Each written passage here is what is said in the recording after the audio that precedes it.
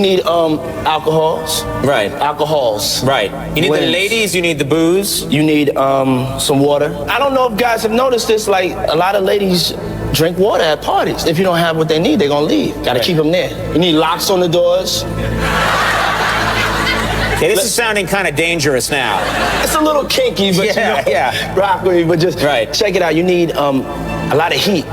You don't have no air conditioning. Heat affects the alcohol, and it also affects, like, everybody gets a little bit more comfortable and loose. Builds up a nice little sweat. People start getting it gets kind of sexy. Is that what you're saying?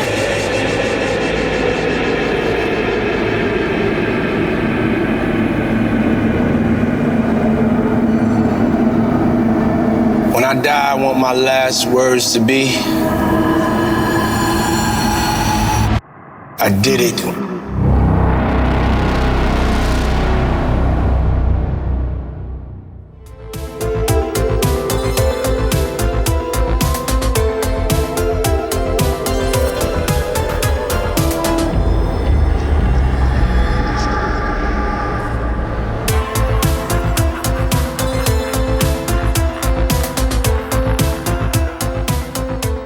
Hello and welcome to I Could Murder a Podcast. We are back with Series 12, locked and loaded and ready to go.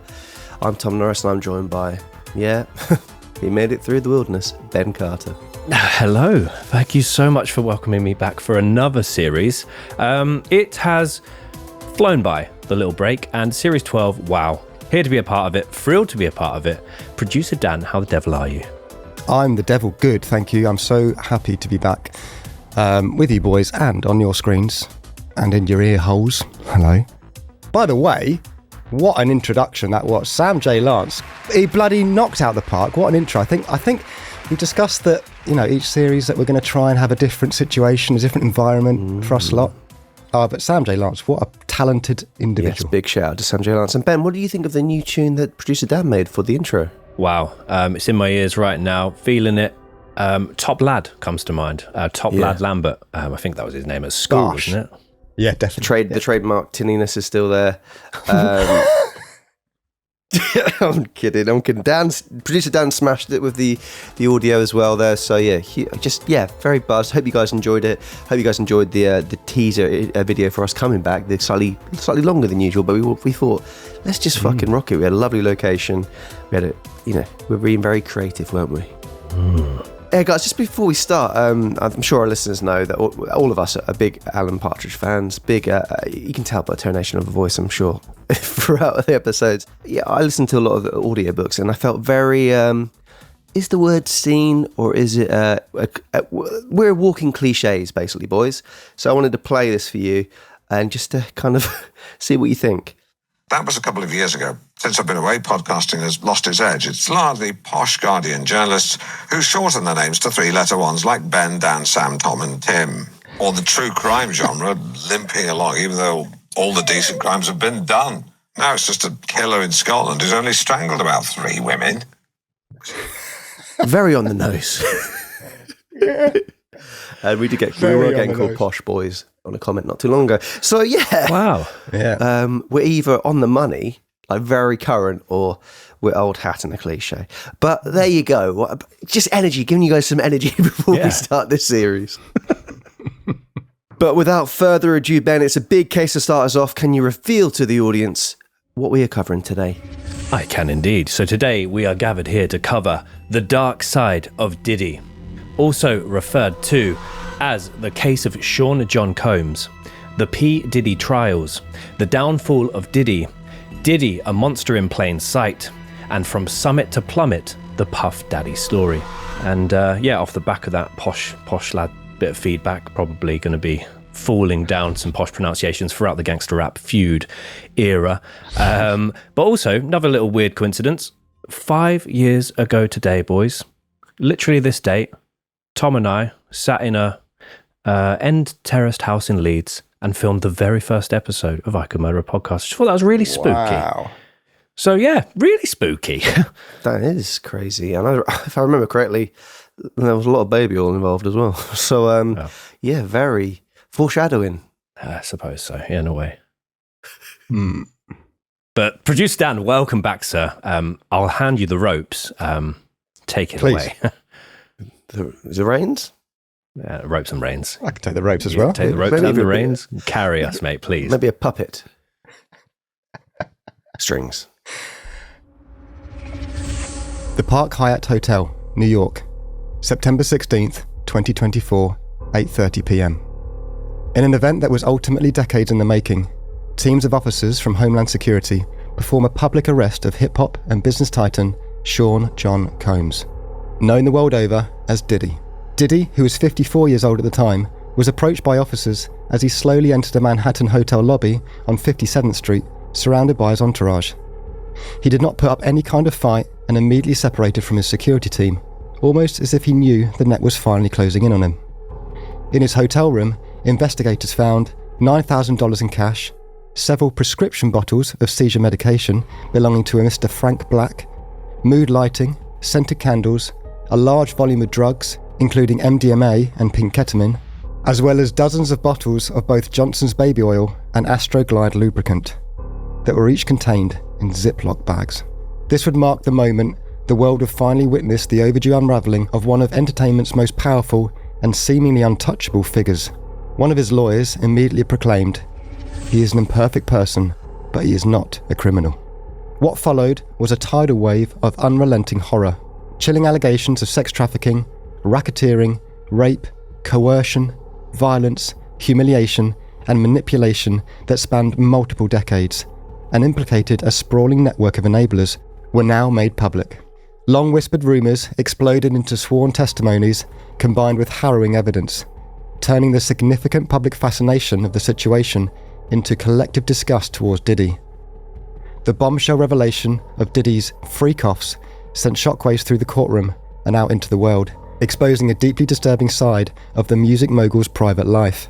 Described in graphic detail by a long list of multiple accusers, these secretive gatherings involved carefully orchestrated sexual encounters, often fueled by drugs, alcohol, manipulation, fear, and abuse.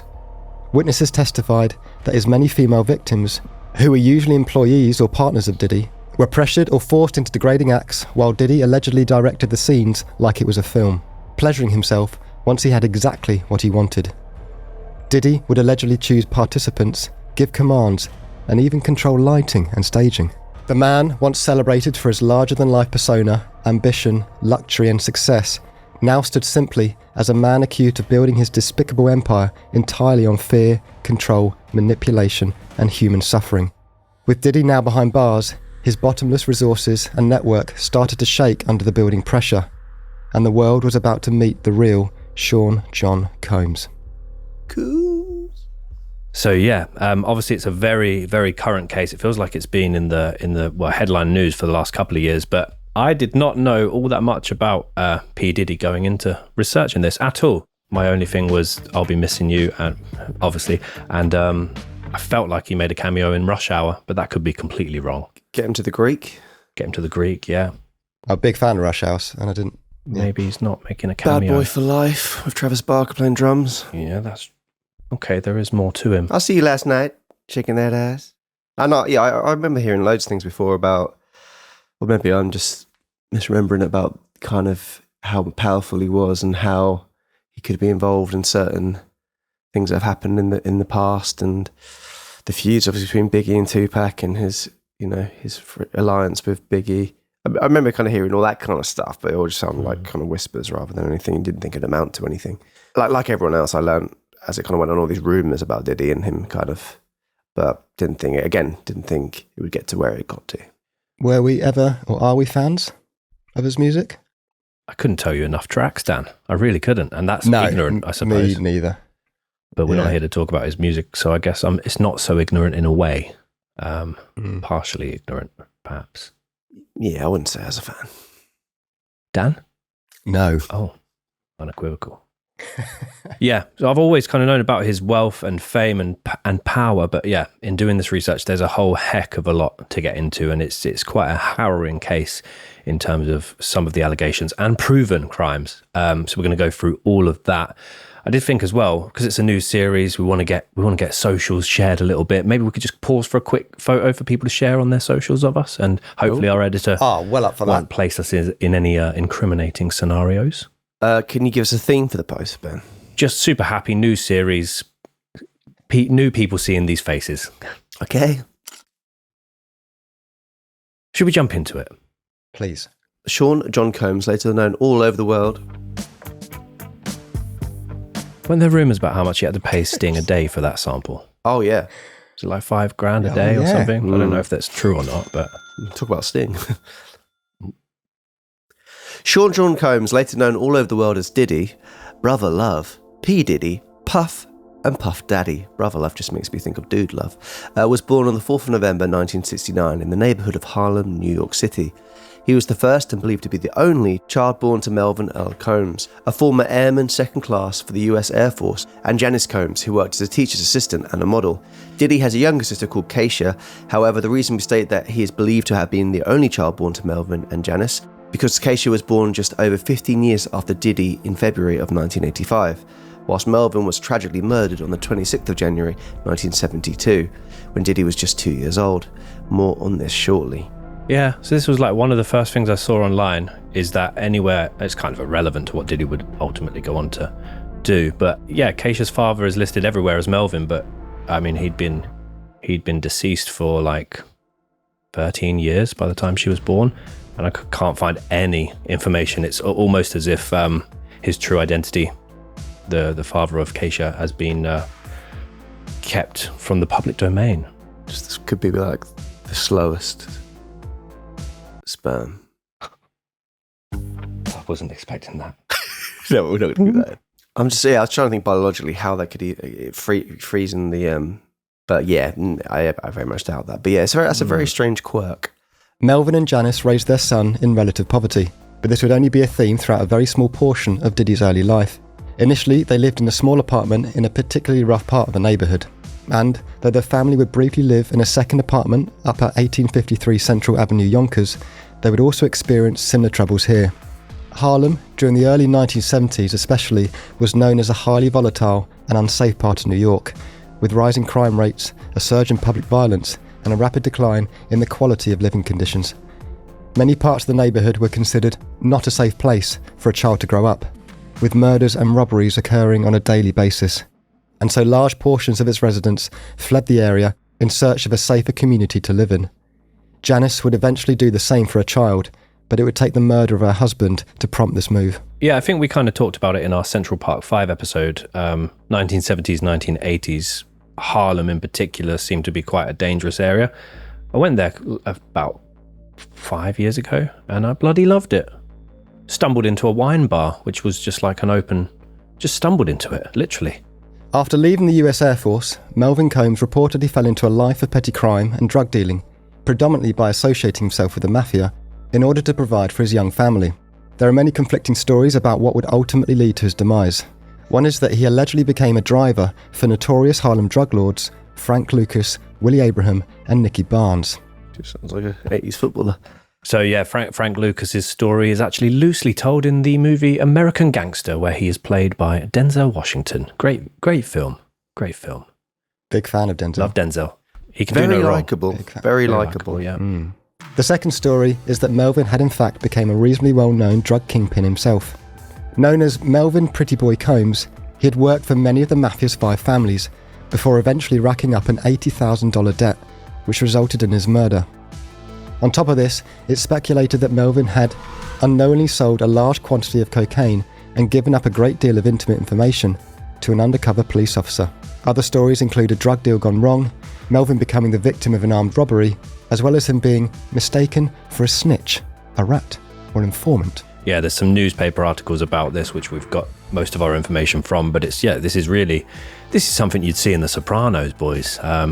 Whichever story you choose to believe, during a cold winter's night in January, 33-year-old Melvin was sitting in his brand new luxury car that he had parked up on West 106th Street and Central Park West. Out of the shadows, or even allegedly from the passenger's seat next to him, an unidentified assailant shot several bullets towards Melvin, 3 of which entered the right side of his head before he slumped behind the wheel. He died instantly, and the individual responsible was never caught or brought to justice. Many believe that it was a contract killing put forward by the Gambino crime family due to the debt that Dan mentioned, but this was never proven. According to a New York Daily Times article published the day after Melvin was murdered, Detective Edward Kelly stated that, through informants, he quickly learned that Melvin Combs was a wealthy dope peddler who'd been carrying a large quantity of narcotics as well as approximately $30,000 in cash on his person that particular night. Combs was a known major dealer for a mafia family in the Upper West Side, but he owed them $80,000. Neither the narcotics or the money were found on the body or within the car in a subsequent search. And just to kind of, some people might think Dan was just talking a bit street there. When it says wealthy dope peddler, it's not, it's really cool. It was the drugs dope. Wealthy dope peddler! But here's a question, lads. Quick bit of trivia for you. What is dope?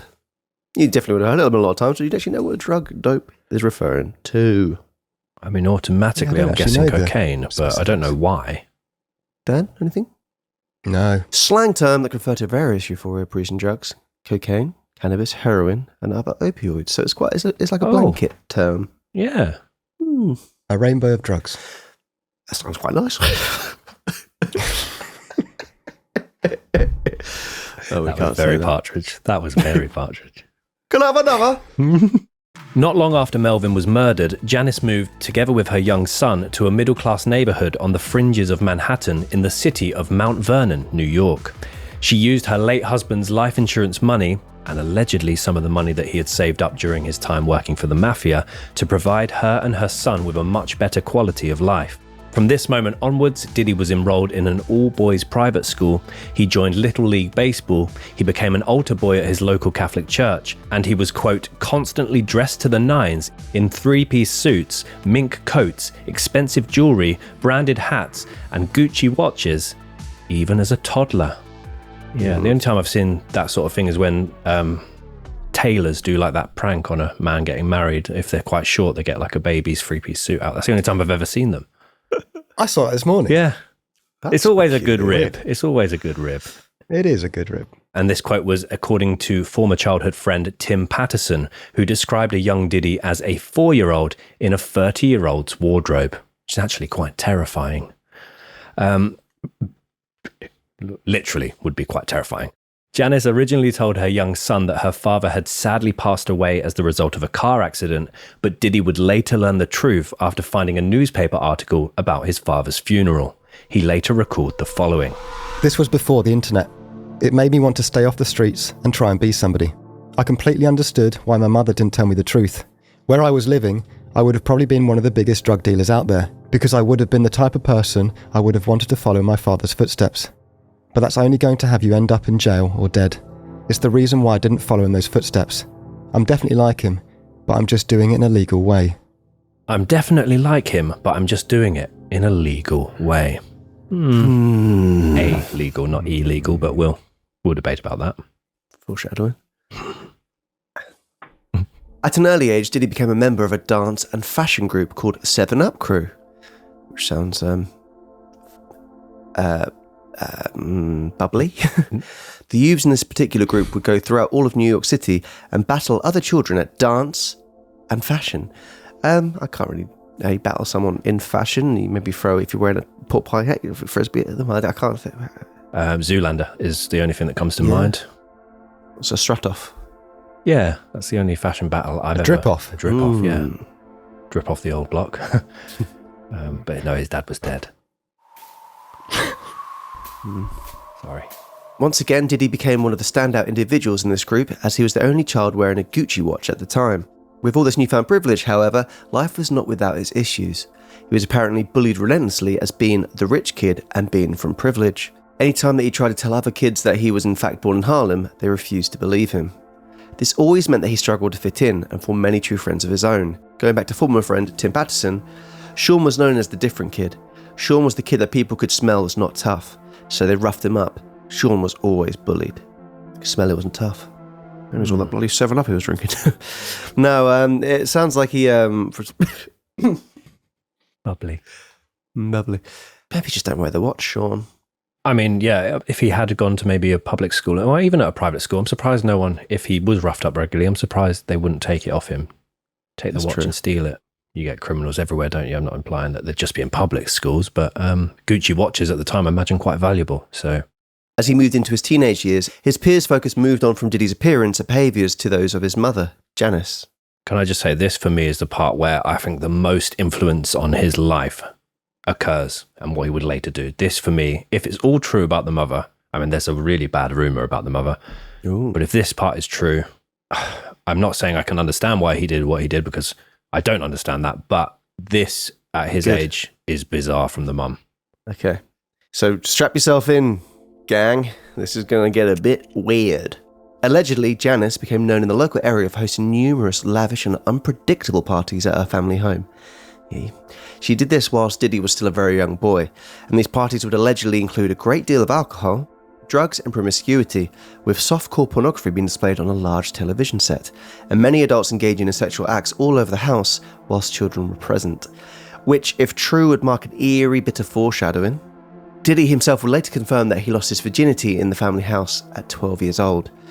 His friend Tim Patterson again would recall, because Sean had no dad, all he had was his mum. They were super close, but she lived in this totally separate life in front of him.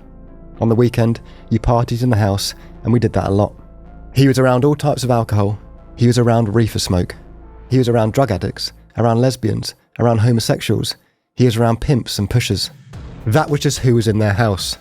At night, it wouldn't be a thing to mistakenly walk into one of the bedrooms and you got a couple in there, butt naked. That's what we were privy to. That is what we were fed. Was it desensitising us? I'm sure it was. Were we aware of it? No. That was just a regular Saturday night. Wow. Like we said before, with a lot of the cases, when children are introduced to being sexualised and, you know, that kind of side of things, it obviously does a kind of, yeah, and it's a clear foreshadowing to what would go, we know what would go on later on in life. Peculiar. Yeah, this is why there's kind of a little debate online as to where the Combs family fortune first got. Before Diddy obviously made it, they had a decent amount of money. Online it said that it was down to Melvin's life insurance, but also there is a great deal of speculation that he had made, he said he had an $80,000 debt. But I mean, the night he was killed, he had $9,000 on him. Apparently the house was full of money, which is what they used to build their new start in this house. Then they've lived kind of without law a little bit. And Diddy has been exposed to all of this at, 11, 12 years old. Alleged promiscuity aside, a strong work ethic was instilled on a young Diddy by his mother. He was a paperboy from a young age before going on to become a busboy as a teenager, clearing and cleaning tables at a local restaurant. He would spend a great deal of time away from his school and work, together with his mother, who he is incredibly close to. He would later say in an interview with Oprah Winfrey that his mother was his best friend, and that she nearly killed herself to ensure that he was able to attend private school, whilst also keeping his mind focused on paying attention to his teachers so he could eventually become a millionaire. So yeah, very money was a huge thing seemingly within the family. It's obviously it's mentioned numerous times already. The clothing, wanting to portray themselves as well-to-do. But yeah, another thing that runs throughout kind of Diddy's life is that the appearance of wealth and flashing the cash. This has also made me think, at the start, I couldn't find any information about Keisha's father, biological father. I mean, if this environment was happening on a regular basis, maybe that's why the father's details have been withheld. That's something on the end of it. Otherwise to live by, unless you're trying. Yeah, if you're trying, then that'd be counterintuitive. That. Yes. Whip it off. Go deep. Unless you've got slow 13-year-long sperm. I don't think that's a thing, Ben. That sounds gross. You floated it, didn't you? I didn't float any kind. Floated, but I think you did. Roll it back. In 1987, aged 17, Diddy graduated from Mount St Michael Academy, an all-boys private Catholic school. At this school, he was apparently given the nickname Puffy due to the fact he would huff and puff whenever he became angry or slightly agitated. After this, he was accepted at Howard University, where he was a business major. However, he dropped out after his second year when a chance internship was offered to him at Uptown Records. This chance internship came after Diddy had spent months trying to meet, introduce himself, and make an impression on high-ups at the label, culminating in him sleeping on the streets next to the label's founder's car. He now had his first foot in the door in the music business, and the rest would be history. During his time at college, and perhaps taking inspiration from his mother, Diddy would tell all his closest friends that he was going to become a famous record producer, and he'd also become renowned for his wild parties that he would organise. Some of the parties he threw ended up getting thousands of attendees, often resulting in police warnings and trouble. A 13-year-old usher who spent a year living with Diddy, who was 8 years older than him at the time, recalled the following. And I lived with Sean Puffy Combs for a year. That's the crazy thing. Now, that was L.A. Reid's idea, right? We're sending you New over York to City. something called Puffy Flavor Camp. There you go. To learn Flavor Camp. Yeah, Flavor that's what it Camp. was called. And you're going to go to Puff Daddy's. He's going In the 90s, do you understand what that's like? Puffy's place was like just filled with chicks and orgying like nonstop, right? No, not really. I Come mean, on. but hey, it was curious. I got a chance to see some things. Yeah, but you were 13. What were you I seeing? went there to see the lifestyle, Right. And I saw it, and it was, but I don't know if I could indulge and understand what I was even looking at. It was pretty wild. It was, So nobody it was crazy. tried to, some woman didn't come along. I didn't say that. Okay. I didn't But say you that. What I did say is that there were very curious things taking place, and I didn't necessarily understand it. Biggie Smalls was there. Biggie Smalls was there, Lil' Kim, Craig Mack. All these people are hanging around. Yeah, man. Faith Evans, your parents Jodeci, were Mary J. okay? Blige. They didn't know nothing about this shit. Oh. I was having a good time. You know what I mean? Does he have you doing any chores? Are you doing dishes at all? I mean, to keep you humble somewhat? Or are you just like, can you stay up till 4 a.m. with them and party? I mean, I could. I actually stayed up longer than them.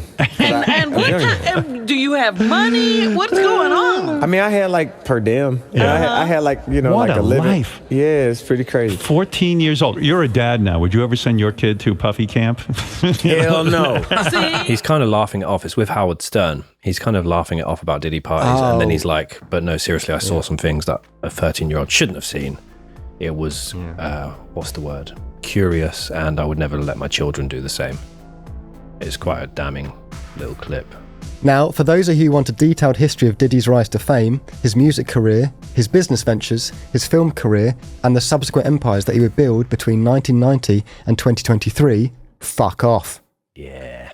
This episode is probably not for you. Did you just give it? Just a little finger to back you up. What we can offer you is the condensed, somewhat Diddy version.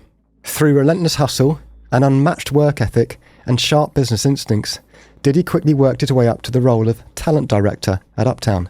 Here, he worked with and developed artists such as Mary J. Blige, and signed relatively unknown artists of the time such as Notorious B.I.G. Quickly, Diddy became a force in the music, fashion, and business worlds. So, yeah, Dan, one producer to another. Obviously, he's made a very quick impression and rise. Do you give kudos there? He obviously had something about To be fair, yes. You've got to have drive in this industry. You've got to make your own luck. And there was talent there. I'm not going to deny that. But that's as far as I'll go. Make your own luck, but don't make them all fuck. I'll put a photo over that. So Diddy would eventually go on to be fired from Uptown Records, but this did not faze him. He soon set up a label of his own, which was Bad Boy Records, which went on to sell more than 500 million records worldwide and generate more than $120 million per year. I think its peak year was like $150 million as well. He had both a public and private persona of being very high energy and intensely flashy, which impressed his peers and other artists with his ambition, drive, self-confidence, and larger-than-life presence. He started a television network, an alcohol business, a clothing brand, which is Sean John. Apparently that in itself generated more than $500 million a year. And he also appeared in several films and television shows, also becoming a music performer and songwriter by his own right, generating more than $100 million per year in royalties. Over the decades, he became one of the leading symbols of hip-hop entrepreneurship. By 1999, before Diddy had even turned 30, he had a net worth of $54 million, according to Forbes, with his present-day 2025 net worth being, and this is without taking into account his very recent and very long list of legal expenses, an estimated $400 million.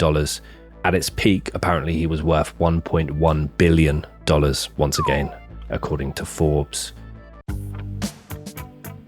So yeah, he had a lot of different plates spinning. I mean, the clothing company alone making more money than his record label and his royalties is wild, isn't it? I've never heard of Sean John. I haven't. I'm assuming it's big in America, maybe. If anywhere, I would guess it'd be there. Just quickly looking at some of the clothing. It just seems to be big hoodies. But is it sporty, Tom? Is it like a sports company, or is it? You'd wear it on a long haul flight. It looks quite comfy clothes. Comfy clothes. Clothes. I'm sure that they're not making as many sales now, I would have thought. Agreed. Of course, throughout this gigantic and very rapid rise to mega fame, we have obviously skipped through the reason the majority of you are listening to or watching this episode right now, which is the many very dark and very unsettling controversies, crimes, and ongoing legal issues of Sean John Combs. It is here that we move to the timeline of the dark side of Diddy. The evening of December 28th, 1991, City College of New York Gymnasium, a then 22-year-old Diddy organised and promoted the first annual Heavy D and Puff Daddy celebrity charity basketball game in Manhattanville, West Harlem, together with fellow hip-hop celebrity, you've guessed it, Heavy D. Maybe some heavy defence on the court. I don't know, I'm not really a basketball guy.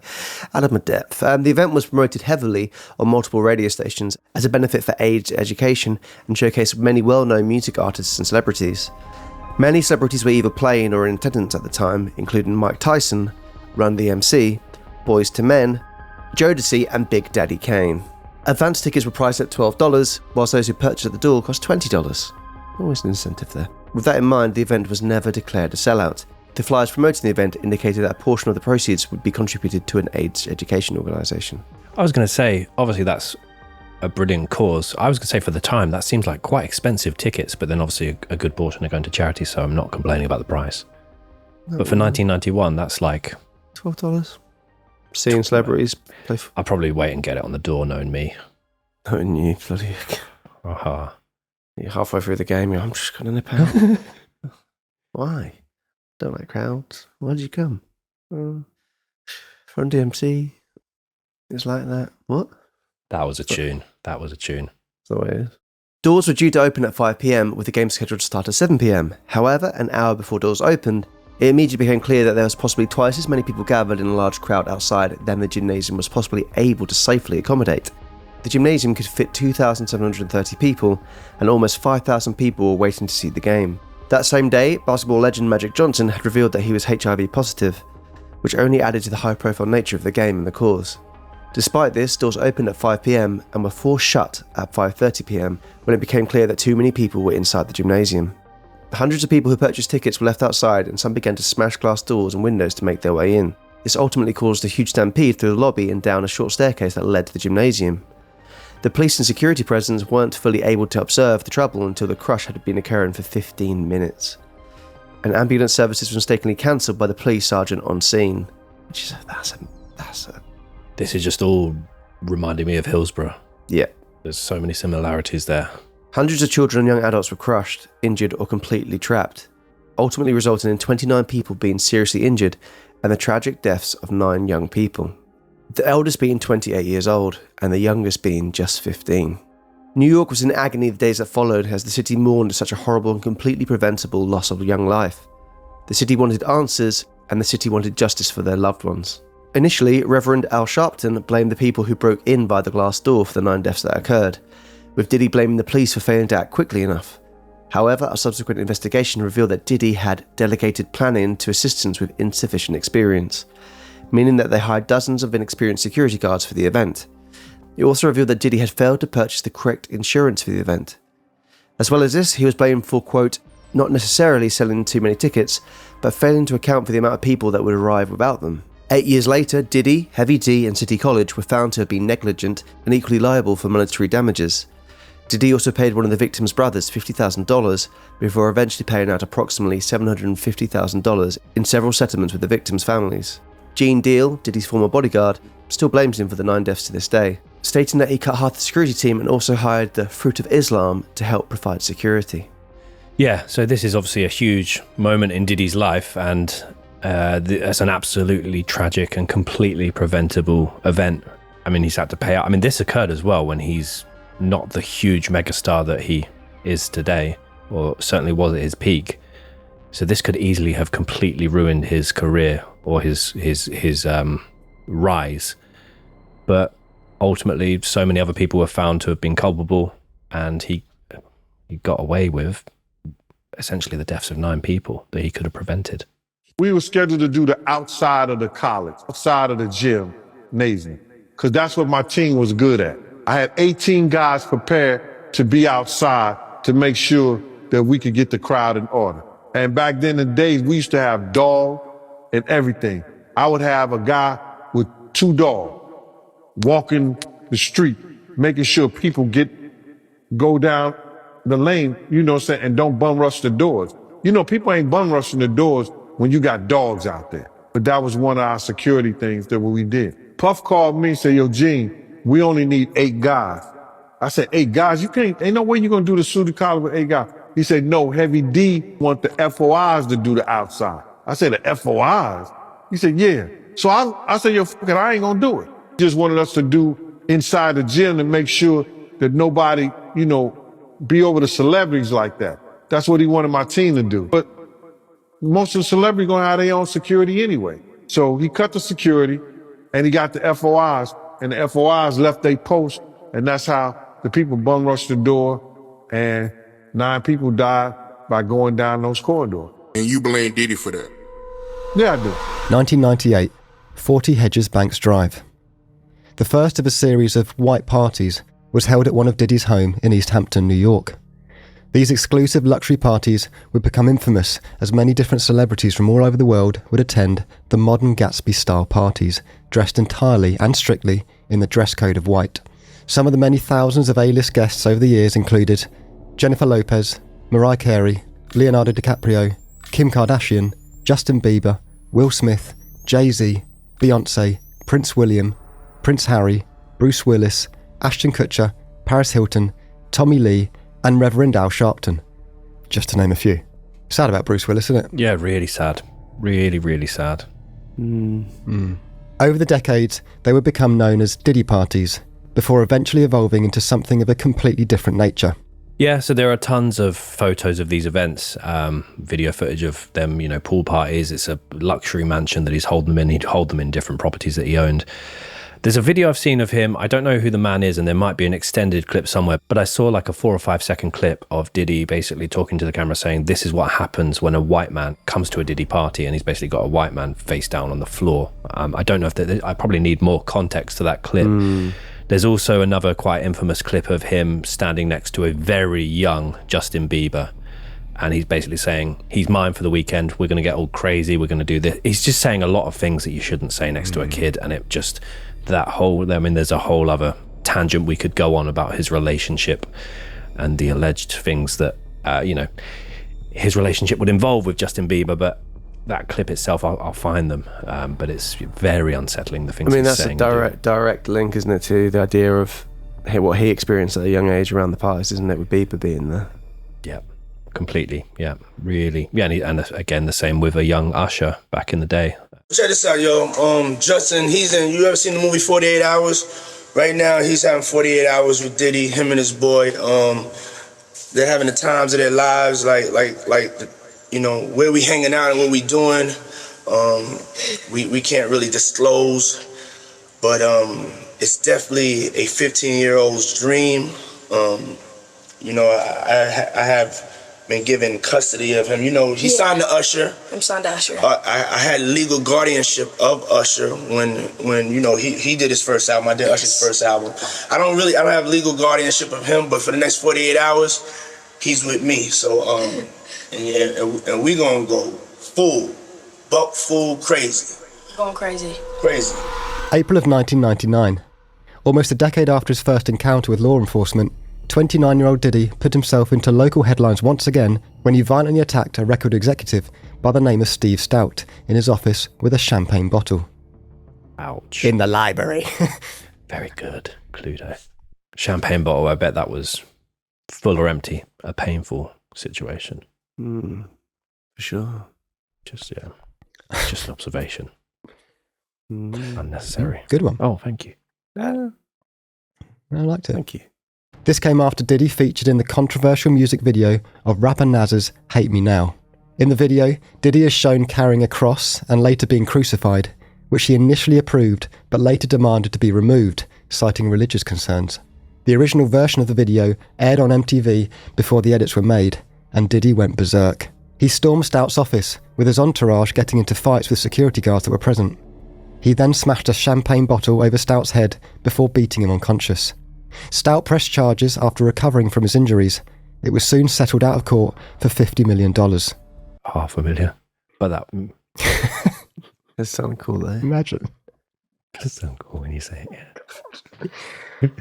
I would probably take a bottle over the head for 50 million, not for $500,000. You would take for $500,000, surely. Not a champagne one. Maybe a Bacardi. Yeah, champagne are thick, boys. Breezer. $500,000. A little glass bottle, like a 500ml, I probably would do for half a... Sorry, Dan.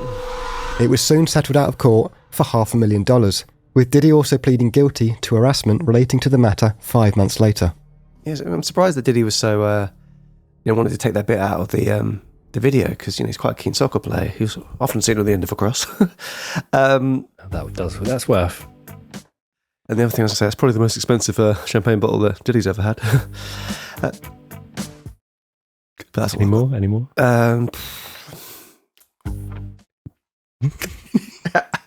Yeah, if you've seen, obviously we're going to talk about it in the episode, but if you've seen the footage of very infamous security footage of Diddy storming down a corridor before he attacks someone, I'm just imagining that with this champagne bottle and Steve Stout incident.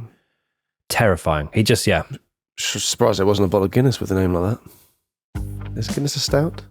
Yes. Thanks so much. December of 1999, later that same year, Diddy nearly derailed his entire career when he was present at a shooting in Club New York on Times Square, alongside rapper Shine and his girlfriend at the time, Jennifer Lopez, which resulted in multiple injuries. An altercation apparently broke out in the club between Diddy's entourage and other patrons, which quickly escalated to the point that multiple shots were fired into the crowded nightclub, injuring 3 people in the process. Many eyewitnesses briefly speculated that it was Diddy who actually fired the gun. Diddy and Jennifer Lopez were seen fleeing the area in a Lincoln Navigator, but police stopped them a few blocks away. Arriving police officers found 2 weapons in his vehicle and arrested the pair. I don't remember this at all. No, I don't. Jennifer Lopez was released without charges, but faced a media backlash after the event.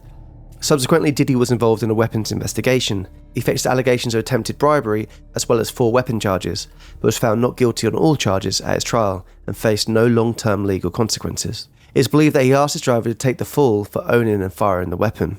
Rapper Shine was later convicted and sentenced to 10 years in prison for the shooting, with many believing that Diddy forced or framed him, as Diddy was also his employer, having recently signed Shine to a 5-album deal.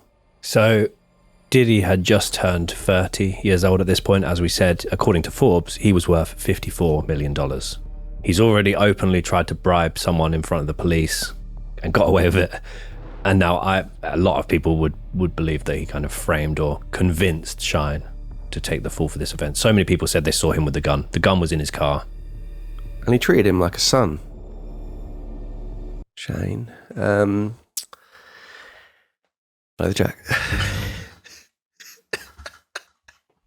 No, but I mean, all jokes aside, that is horrific. The fact that, imagine like signing a 5-album deal, thinking, you've got your whole future ahead of you, and then you get your person, who's in control of your career, saying, take the fall. And then you end up in jail for 10 years. Yeah, I had a very, literally a couple of seconds look at Shine, and apparently he's the opposition of Belize now. He's got into politics. Oh.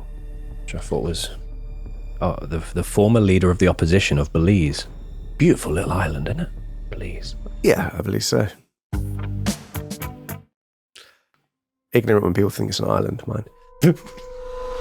In 2001, in one of the most minor and least elaborate Diddy interactions with the law, he was arrested in Florida for driving with a suspended license. It seems as though no action was taken regarding this offence, as he was immediately released after signing a form that said he would appear in court, which he never did. Typically, you can face a fine of up to $500, as well as 60 days in jail.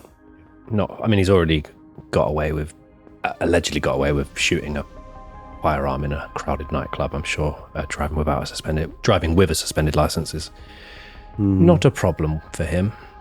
But we as a podcast, we recommend you don't do it.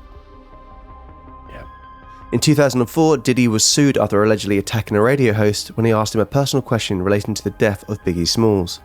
Rogelio Mills, who worked for a radio station in Detroit, apparently asked Diddy if he thought he contributed to Biggie's death, which is a bold question.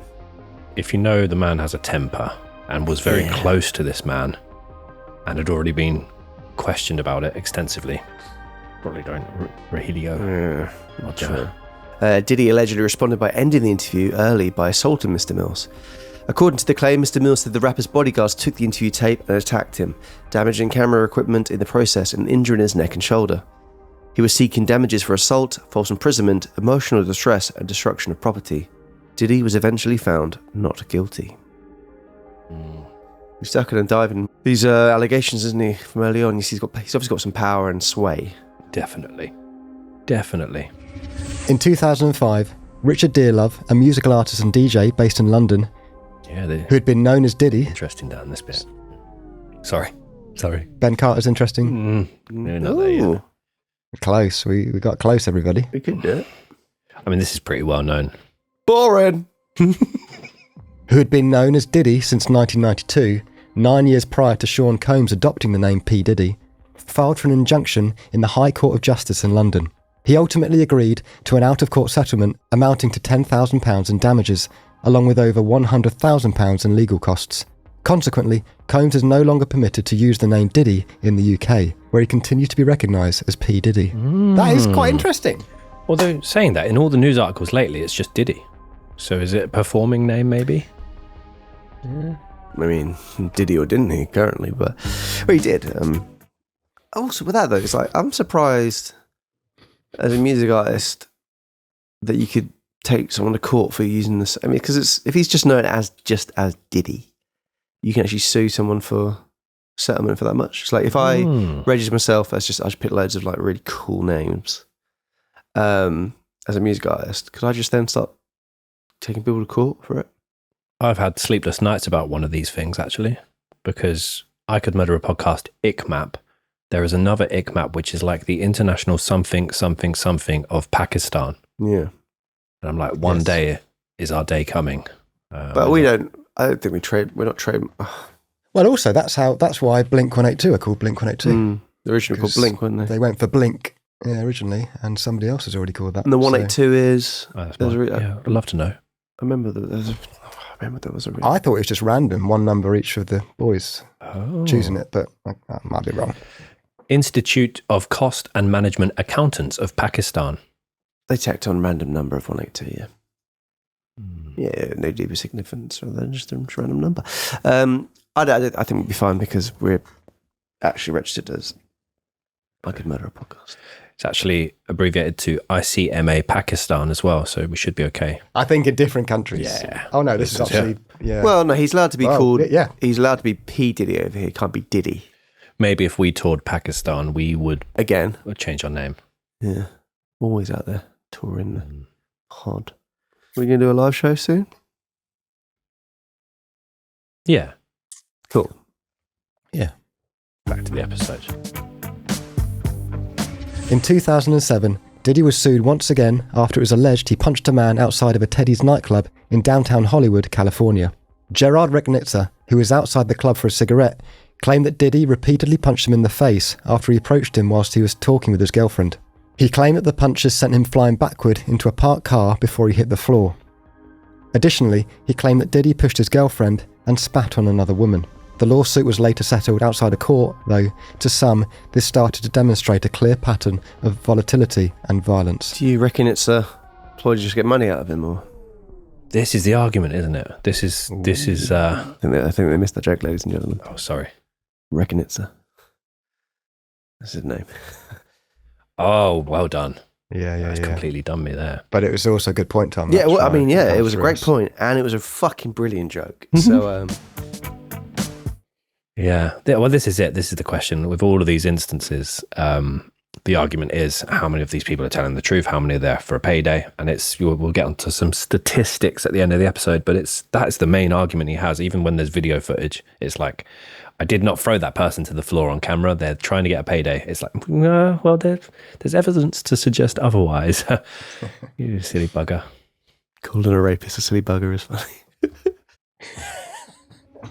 In June of 2015, Diddy was arrested once again, this time after he publicly assaulted one of his son's football coaches at UCLA. According to UCLA officials and police reports, Diddy took issue with how strength and conditioning coach Sal Alosi was treating his son Justin during workouts.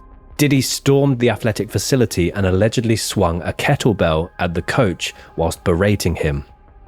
Kettlebell, is that one of those like one ball on a handle? Yeah, handle of a ball, yeah. You could probably kill someone with that if you swung it accurately. Definitely. Yeah, so that's dangerous. Perhaps unsurprisingly, or very irritatingly, though nobody was seriously injured in the attack, Diddy was arrested on multiple charges, including assault with a deadly weapon, battery, and making terrorist threats. All charges were later dropped after the district attorney failed to file them and referred the case to the city attorney, who seemingly did the same. They were also saying there was insufficient evidence against him to prove that this actually happened, even though there were crowds of people present.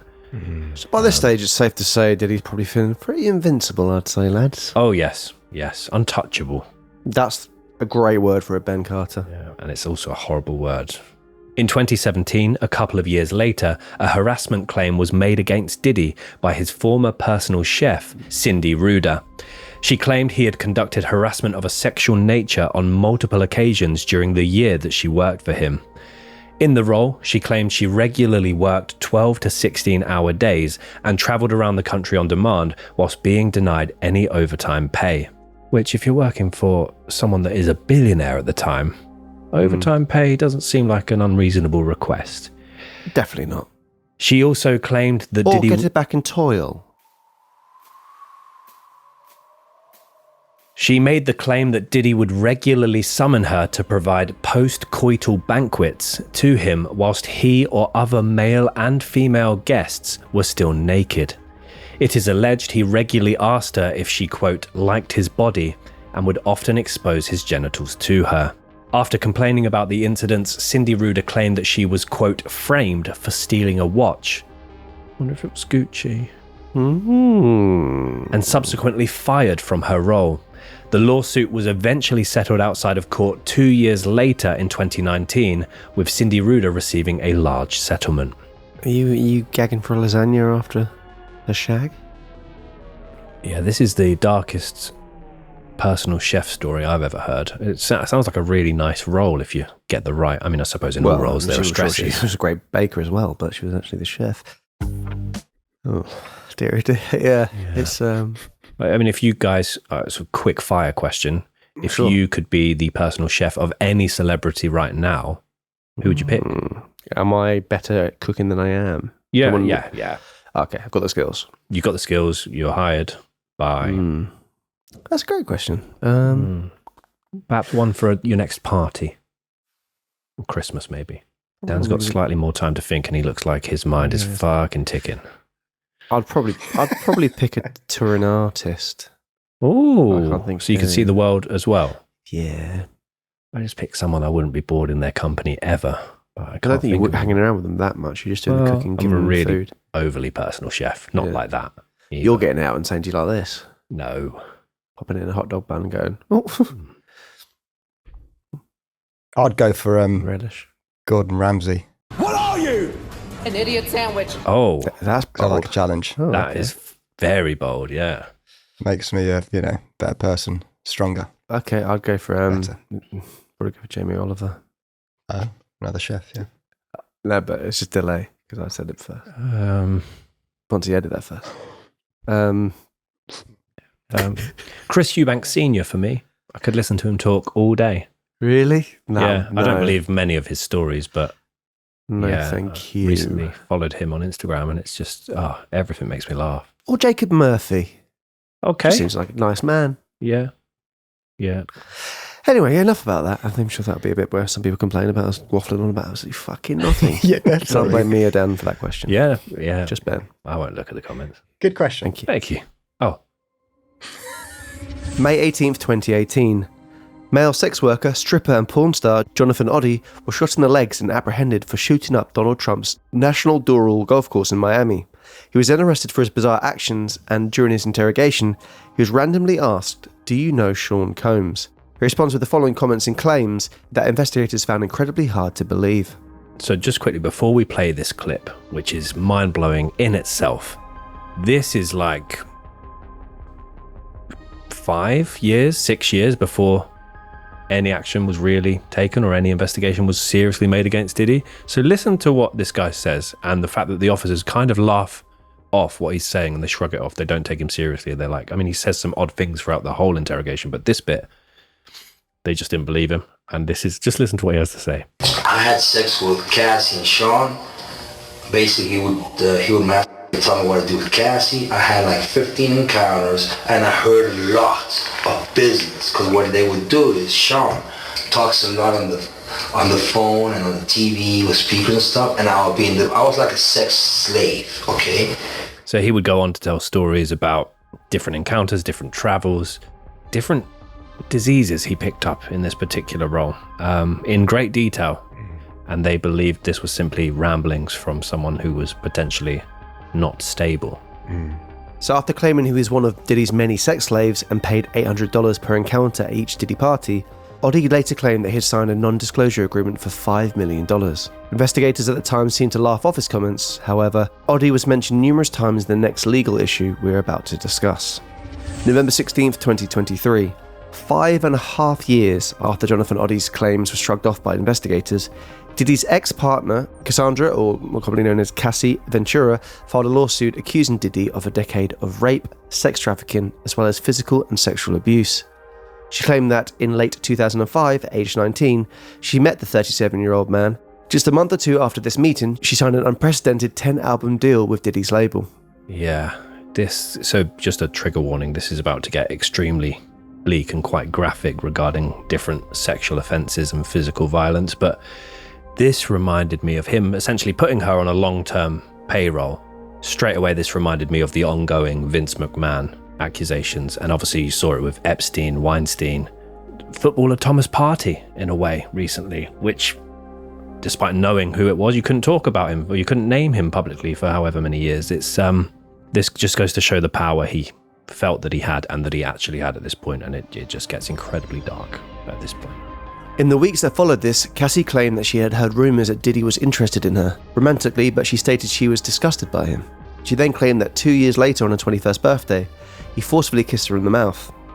Not long after this, in 2007, the pair had sex for the first time. After this, Diddy gifted her an apartment in Manhattan, as well as an apartment in Los Angeles, which he rented for her. He then continued to shower her with gifts, including cars, jewellery and holidays. In her complaint, she talked about how powerful Diddy was in terms of his influence and financial sway. She also stated that he was constantly surrounded by an entourage of highly loyal and aggressive enforcers, and that he was impossible to challenge at any point due to the fact that he could easily recruit new people to lie for him at any given moment with his seemingly endless resources. In the shadow of the Me Too movement, a lot of people called Cassie a gold digger and refused to believe her complaints. So yeah, again, this is 2023. There's not a great deal of information about Diddy's, everything we've discussed has been relatively well contained or hidden by the media, and we'll go on to a particular piece of video footage shortly. But yeah, at this point, no one really believed Cassie. There was this rumor that started online, which I talked about, Janice Combs, Diddy's mum. I said at the start of the episode, there's a really dark rumor. It's literally an internet rumor, but there was a rumor that Janice's speciality when cooking was mac and cheese. The whole Combs family loved it, and apparently mac and cheese would be seasoned by Diddy. Diddy's semen in the mac and cheese. Seasoned by semen. Seasoned, yes. But it's an internet rumor. It apparently made its way into one of the court transcripts, but I don't know how true that is. Mac and jizz. Yes. Don't say yes excitedly. No, just... Yes. Yeah, no thank you. Cassie later stated the following. I felt worthless. I just felt like I had no choice. I didn't really know what saying no could do or turn into. Within the first year, he proposed this idea where he would watch me be in intercourse with a third party, specifically with another man. He would smash me in my head, knock me over, kick me, stomp me. I was scared to say no. Soon, I was in a dark hotel room, awake for days covered in oil, having sex for hours, including with complete strangers. I felt disgusting. I was humiliated. Over the course of the next few years, Diddy was alleged to have introduced Class A drugs into their sexual encounters and started to take control of Cassie's entire life. She alleged in her complaints that, during the time, he beat her up while she was in the car, he repeatedly kicked her in the face, he forced her to carry a gun in her purse at all times, he exploded a Porsche 911 sports car belonging to one of her ex-boyfriends and ongoing romantic interests, rapper Kid Cudi, and also regularly arranged for male sex workers to perform sexual acts on her in front of him whilst he watched. Finally, in 2018, she alleged that he committed a sexual assault against her despite her pleading for him to stop, which caused the relationship to end. All of these lengthy and unbelievable accusations would, for the time, never have the opportunity to be tested in a court, as, shockingly, this claim was settled out of court the very next day. It would later be revealed that Cassie was paid $20 million to drop the charges. Yeah, so obviously all of that is just completely abhorrent. But again, he's made that disappear. And all the other things we've been through he's either been somehow proved not guilty or he's made it disappear. All these other things he's done. Exploding someone's sports car is like a very Grand Theft Auto move, and he's gotten away with that. It's just the amount of people that know about these things. Yeah. Which is truly... He has a proper entourage and network of people that are exactly aware of what he's doing and were bound to non-disclosures. November 23rd, 2023. Exactly a week later, 2 additional women came forward, alleging sexual assault, drug-facilitated rape, and abuse from the early 1990s. One of the women claimed that Diddy attacked her in 1991 and shared a recording of the incident with music industry workers, but none of them did anything and advised her to leave it. Later that day, a 4th woman came forward with similar allegations and charges against Diddy. She claimed that Diddy and another man had physically attacked and sexually assaulted her almost 30 years ago, and that he was known to be grooming and trafficking multiple underage girls for sex work. December 6th, 2023.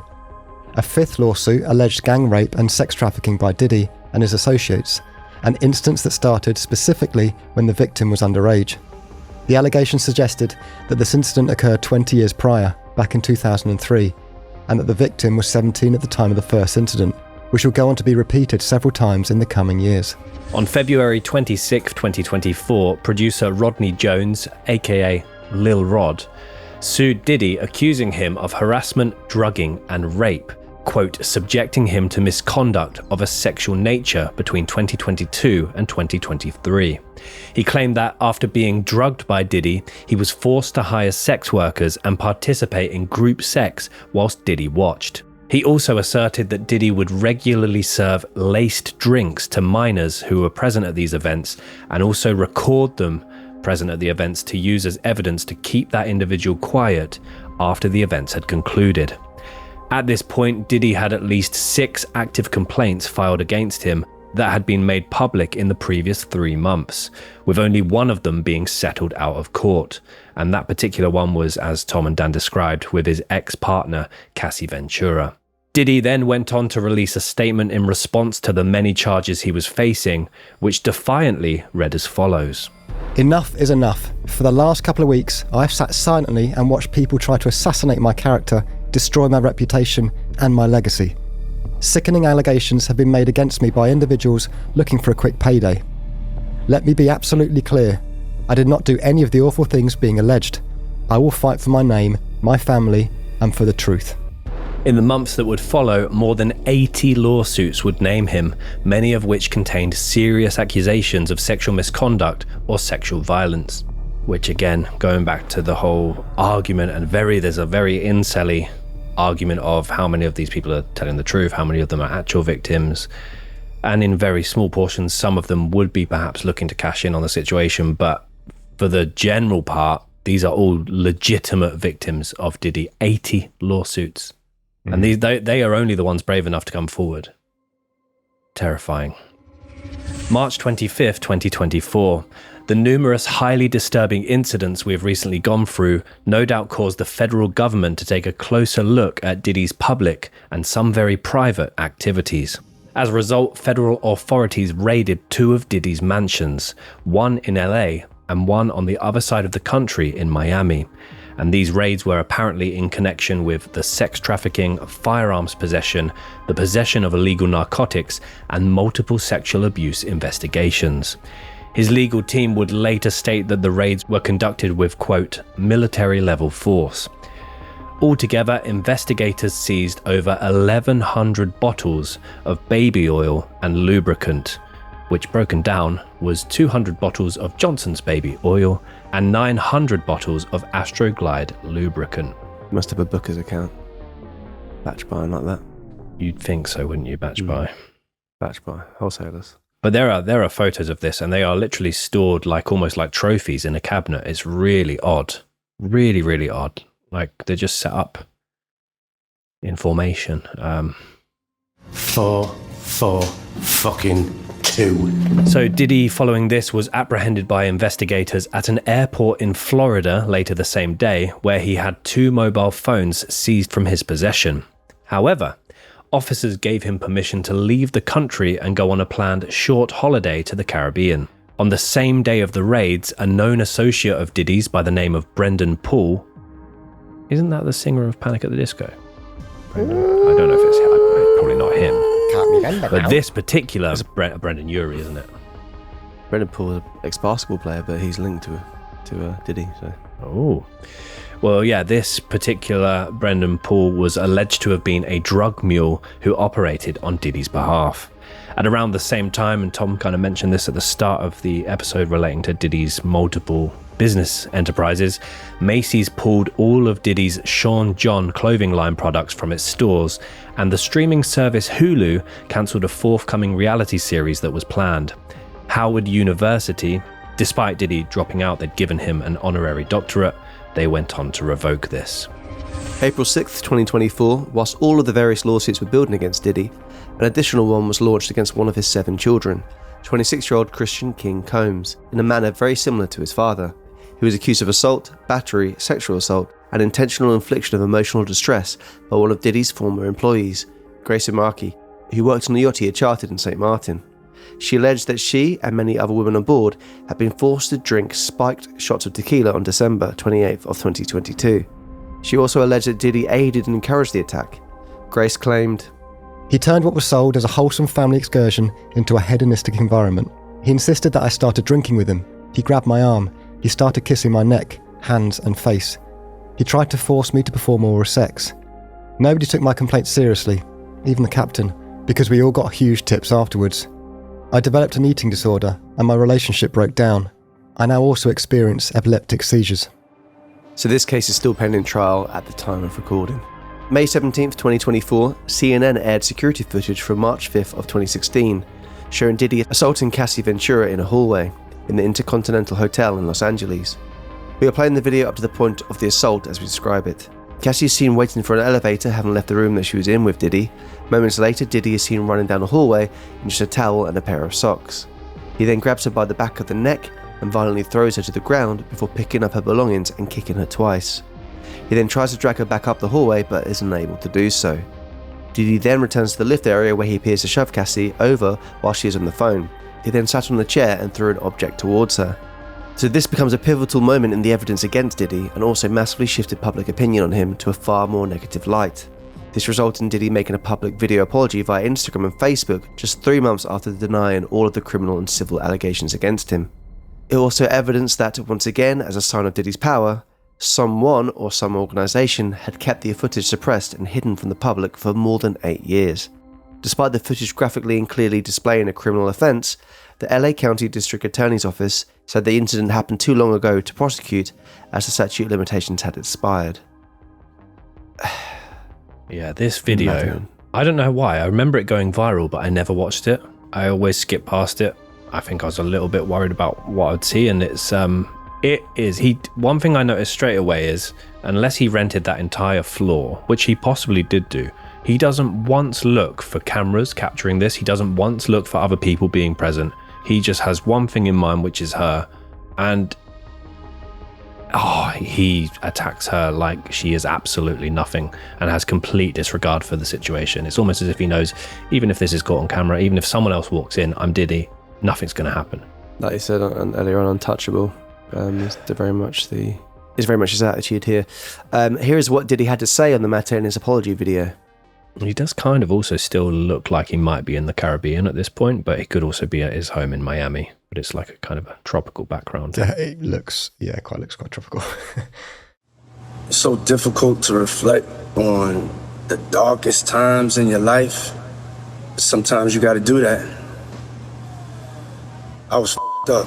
Later that month, Diddy was sued by another woman who accused him of committing sexual assault against her 4 times between the mid-1990s through to the early 2000s. July 2024, a young woman sued Diddy for allegedly coercing her into sex work multiple times over the previous decade. He was also sued by another young woman under the same charge just a few months later. As more and more victims started to bravely come forward, the internet appeared to be somewhat divided on just how many of these individuals were telling the truth. US Attorney Damian Williams stated the following. Combs used force, threats of force, and coercion to cause victims to engage in extended sexual performances with male commercial sex workers, some of whom he transported or caused to be transported over state lines. Combs allegedly planned and controlled the sex performances, which he called freak-offs. September 16th, 2024. As we mentioned at the start of the episode, Diddy was arrested and federally indicted on multiple charges of racketeering, sex trafficking, and transporting of individuals to engage in prostitution. He was denied bail. According to the US government, over the last 2 decades, Diddy had allegedly demonstrated a, quote, clear and pervasive pattern of mistreating women. This included, at various times, physical, sexual, emotional, and mental abuse. Using his position of power as well as his disposable income, Diddy would allegedly coerce women in his network or women under his employ to participate in highly orchestrated performances of sexual activity with male commercial sex workers. Diddy would refer to these encounters as freak-offs.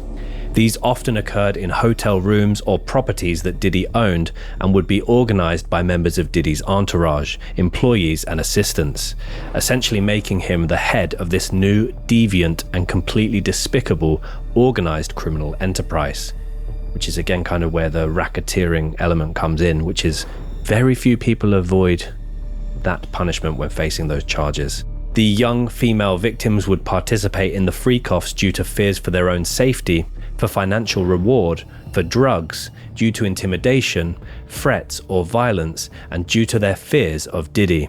And sometimes, very often, it was a combination of many of the different things from that list. The freak-offs, so some of these would occasionally last up to 4 days. They were often put together like elaborate sexual stage plays that Diddy would invite his close friends to and also video record for his own pleasure. Occasionally, he would be seen masturbating at the performances. He would also occasionally become violent at the performers, punching, kicking, choking, and throwing things at his victims, as well as the male sex workers. Many of his victims would have visible injuries from the freak-offs that they had endured that sometimes took days or even weeks to recover from. When this was the case, Diddy would order them to remain, quote, concealed from the public so that nobody asked any questions. Essentially, he was paying them to stay at home. Sex workers would be flown in from all over the country and from actually different parts of the world in order to participate in the freak-offs, with events, as I said, sometimes lasting multiple days at a time and involving multiple sex workers at a time. During the activity, recreational drugs and alcohol were offered to all of his victims, and they were encouraged to take it. His entourage would prepare the hotel rooms in advance and stock them with dozens of fresh linens, lighting rigging and equipment, as well as hundreds of bottles of baby oils and lubricants. And it has been alleged in numerous online articles that these, quote, oral lubricants were laced with both GHB and Rohypnol. Fucking hell. And again, I mean, you kind of trace this back to if the mother was having, I mean, I don't know if necessarily they were this level of quote unquote party whilst he was, 10, 11, 12 years old. It's just the power he has and the sway he has and the fact that he's gotten away with everything until he's once been caught on camera, and then obviously that's gone public. He's repressed it still for 8 years. His team have kept it away from public, and his apology is still kind of like, he said he's not asking for forgiveness. It's kind of like he's apologizing that he finally got caught. Mm-hmm. But yeah, these are kind of, we're arriving now at the details of the freak-offs. When the freak-offs ended, Diddy, who asked to be referred to as King throughout the events, would use his video recordings of the incidents to threaten his victims to remain quiet about what had happened. He told them that he would send the recordings to their friends and family members if they shared any information about what was happening at the events. His associates would then wipe clean the hotel rooms from top to bottom, ensuring that no trace evidence was left behind. Sex workers would be paid bonuses and offered future work at increased rates of pay if they remained quiet about their experiences. Diddy would also have to use IV fluids to recover from the physical toll and drug use that his events, quote, required from him. So yeah, these are the freak-offs. This is kind of when this was revealed. It was the big sort of news story of the time. It still remains a big news story, and there's still debate over who he invited to these, who participated in these. And there are probably still victims out there that have refused to come forward or not willing to come forward about it, which is the scary thing. Yes, the sad thing is that victims that do come forward get going on them, say that they're just doing it for money, doing it for fame, and it's like, it's just horrifying that they're being brave enough to come out there and actually stand up to all this and put their story out there, and you get lambasted and mocked and not believed. So you can kind of understand why people don't come forward. But yeah, it's dark. And it goes back to that scene of his arrest that we described at the start. He had, what, $9,000, 20 odd, couple dozen bottles of lube and baby oil. He had all the mood lighting candles. What I don't understand, and maybe someone could tell me because there probably is an understanding of it, he had all this controlled medication for seizures under the name Mr. Frank Black. I don't know the context behind that, because he's obviously taking a lot of ketamine and MDMA and stuff like that. I read that ketamine can be considered an anti-seizure medication of its own, which again, I'm not a doctor, but I'm sure when I Google, because I want to understand why he had controlled meds there, basically. I know that's not the headline detail of these events, but I wondered maybe if if that was prescribed to him or not, because there's a fake name attached to it as well. Yeah, I imagine it's not prescribed. I imagine it's, he's using that to sedate people. Yeah. May 5th, 2025. Diddy's federal trial began in Manhattan, with jury selection followed by opening statements on May 12th. If convicted, the maximum penalty Diddy faces was life in prison. His defence maintained to the court throughout that the sex acts featured on the 14-page indictment were all of an entirely consensual manner. The prosecution relied on testimonies provided to them by Cassie Ventura and a woman by the pseudonym of Jane, who dated Diddy from 2021 to the time of his arrest. The defence used text messages between Cassie and Diddy that they claimed indicated that she was an enthusiastic participant in the freak-offs. Jane claimed that, like Cassie, she'd been repeatedly kidnapped and physically injured by Diddy, forced to take drugs and laced alcohol, as well as becoming financially dependent on him. Other text messages from Diddy's phone evidenced that he had regularly coordinated elaborate drug-fueled sex marathons. Altogether, 34 witnesses testified on behalf of the prosecution and government, whilst Diddy's defence called 0 witnesses. So their whole play seemed to be smearing these two women and calling them liars, and that they were just consensual partners and knew what they were getting into. That was their whole angle. I don't know about you, Ben, but I disagree with that. Yeah, completely. Yeah. Don't know why you said I don't know why. Yeah. I personally think it's horrible. Yeah, no, sure you do. As do I, of course. Good. I wasn't sure about that. Cheeky sod. Dan? Bad, isn't it? No, I agree. It's really bad. June 24th to 26th, 2025. After 52 days of trial, the prosecution and defence rested, with closing arguments wrapping up over a 2-day period. Much of the argument focused on whether Cassie and Jane were coerced or in consensual relationships. July 2nd.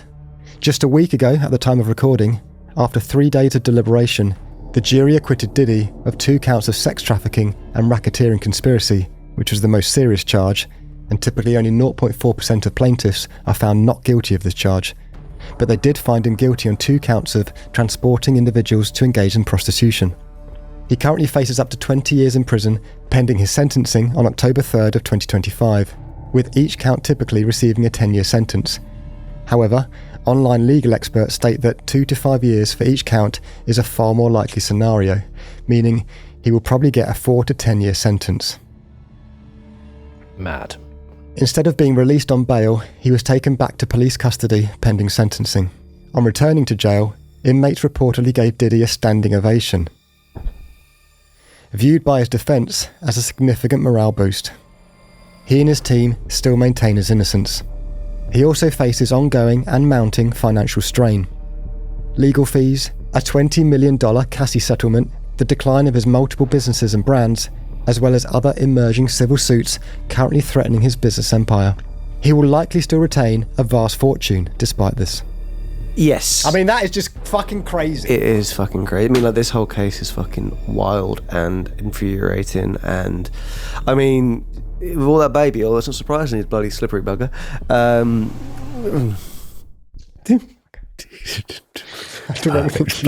keep that in bond. Obviously, he's much more than a bugger. The statute of limitations always really annoy me and anger me. When people can get away with things just because if they've managed to duck and dive for a certain amount of time, then they can just get away with it. It fucking baffles me. You just fear the worst, that it's going to be a very small sentence and he will, snake his way out of it. Yeah, I don't really feel like they're in a position to make an example of him at this stage, either are they? Because it's the lesser sentences that he's been found guilty of. I mean, they're still fighting that sentence. Is there potentially a chance it could still be overturned? If they can certainly appeal it, can't they? Yeah, this is a roll on for a long time still, and people will, I'm sure more people come forward. But yeah, I think some people will be deterred to come forward with what's already been, how all the cases already going, So yeah, particularly dark case, and just kind of shows the horrible reality that if you have enough wealth and power and sway, that you can really influence things. So some statistics, because throughout this, obviously, we've talked about there is this very, I won't say divided, because I wouldn't say it's evenly divided, but there are definitely people that still believe there are victims that lie out there looking for a payday or looking to take down a wealthy and successful black man, for example. There are some statistics about this online, and specifically ones about sexual violence, that I found alongside this case to be completely staggering. And obviously, if you remove all the wealth, power, and influence that Diddy or many other male celebrities or males of wealth have, then yeah, the following information just completely blew my mind. According to the NSVRC, which is the National Sexual Violence Resource Center, rape is the most underreported crime. 63% of sexual assaults are not reported to the police. Only 12% of child sexual abuse is reported to the authorities. Meanwhile, the prevalence of false reporting is somewhere between 2% and 10%. So victims of these particular crimes commonly come to see themselves as helpless, vulnerable, and impotent. Furthermore, they may view agents of criminal justice system in the same way. If victims feel that they are unable to do anything, then they may suspect the criminal justice system can offer little help after the fact. Even if the survivor isn't necessarily afraid that the report would lead to the perpetrator causing them further harm, they may still fear other consequences as a result of the report, such as their reputation and their family members learning of these crimes if they hadn't shared that news with them. If the perpetrator is a family member, the survivor may fear retaliation or disapproval from other family members. And yeah, a few years ago, at the time recording 2023, some shocking statistics came to light, which was referred to as the 97%, which essentially spotlighted a modern day epidemic infecting women's ability to be safe every day, everywhere. A survey of 1,000 women across the UK found that 71% of them reported being sexually harassed in public, and 97% of them between the ages of 18 to 24 reported having been harassed or assaulted in their lifetime. 97%. Yeah, that obviously truly disturbing statistics there, and and again, just a very, very brutal and horrific case this week. But yeah, and it's the start of the series. This series, we've got some big cases to cover, lots to discuss. I'm very excited to share them with you. But yeah, we wanted to, this one, it's a very fresh case. As we said, they're still in a way ongoing. We think more things will come to light. It's a big boy to start with. Yeah, and we appreciate there might be some details in this episode, as there are with most of the episodes we cover, that people might find particularly disturbing or unsettling, but we felt we had to go through those details to shine a light on why this man is in the position that he is. Another thing as well, another statistic, sorry for all the statistics, there's a group called RAINN, RAINN, which is the Rape, Abuse and Incest National Network of America, which they stated every 68 seconds an American is sexually assaulted. And fucking hell. Whilst they also stated that 1 in 6 American women have been victims of attempted or completed rape in their lifetime. And yes, we mentioned in the Sarah Everard case, which we covered a couple of seasons ago, like these statistics and things really kind of hit it home, and I should hopefully make people think a bit differently about their actions and how, things that they might see as banter or whatever can be truly terrifying. But yes, particularly dark case indeed. A little bit of light relief, Ben? I can do that for you, yeah. This is going please. to probably piss people off, to be fair, but we'll see. It's been retained. Benjamin Carter's cryptic clues. Everyone gather round for some clues that can be quite cryptic, but he's going to give them to you anyway. Hope you can figure them out. Just welcome back. Big welcome back, one and all.